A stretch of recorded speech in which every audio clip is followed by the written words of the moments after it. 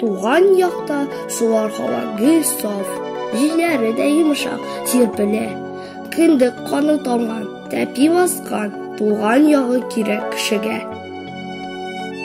Шагыйрьләргә илһам бирерлек гүзәл табигаты, җырларда мактап җырларлык уңган халкы, бишек җырыдай моңлы челтерәгән чишмәләре белән дан тота Баксабаш авылы. Табигать бу төбәккә үзенең матурлыгын бер дә кызганып бирмәгән. Алар сөйләменә караганда, Баксабаш авылына 17нче гасырның 2нче яртысында нигез салынган. Авыл елга башында урнашканга, аңа Баксабаш дигән исем кушыла. Элек-электән авылыбыз түзем, эш сөючән халкы белән аерылып торган, талантларга бай булган.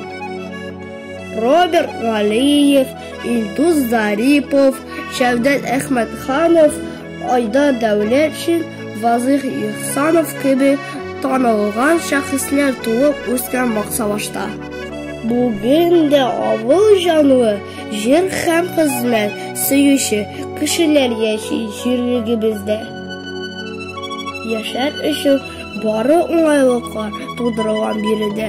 Авылыбызда мәктәп, балалар бакчасы, мәдәният йорты, сәүдә ноктасы, яңа фельдшер-акушерлык пункты хезмәт күрсәтә. Җырлы моңлы халык яши бу төбәктә, тыңлап үскән гармун тавышын, изге чишмәләрнең челтери-челтери инешләргә таба агышын.